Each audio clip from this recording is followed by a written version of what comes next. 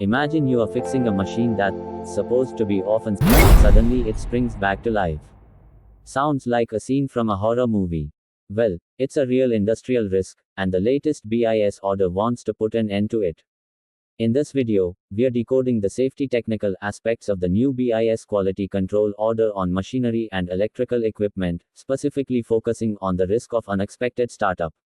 Earlier, ISO 14118 guided manufacturers globally. Now, in India, the equivalent Indian standard under BIS will play a mandatory role, especially under the recent OTR order for machinery and electrical systems. In case of any query or BIS machinery certification support, MindSync is here. Let's begin by understanding the basics. What is unexpected startup? Let's say you have a robotic arm in a production line. A worker enters the safeguarded zone for maintenance. The robot was stopped, but due to a fault or residual energy, it suddenly starts up again. That's what we call an unexpected startup, and it's extremely dangerous. Okay, but why this matters now? Under the latest BIS order, safety-related Indian standards are now compulsory. Simply hitting the emergency stop isn't enough. According to the Indian standard, that alone does not prevent restart. Risk assessment, energy isolation, and interlock systems are no longer optional, they are mandatory. Let's simplify the risk assessment.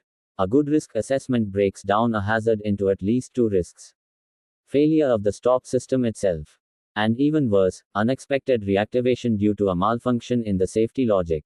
Indian standards now demand that all machinery designs address both, and why this is worse now. In older machines, it was simple. Moving parts means working machine. Not moving means machine is off. But with modern automation, a machine can look stopped while its internal systems are still armed.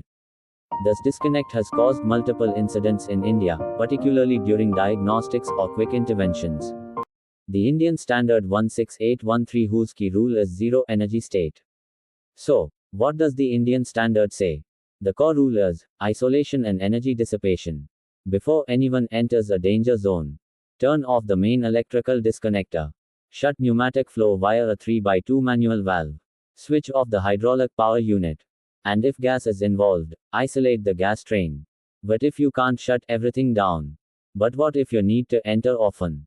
In such cases, the Indian standard allows other measures, but only after risk assessment under IS 16819. These may include trapped key systems, interlocked guards, or maintain stop switches that override all start signals. Important: emergency stop buttons are not sufficient. They're not designed for maintenance safety, only to stop during emergencies. What BIS now expects? With the new order in force, this is what manufacturers need to do. Update machinery design to meet Indian safety standards. Document risk assessments. Install appropriate lockout-tagout systems. And prepare for BIS audits and certifications.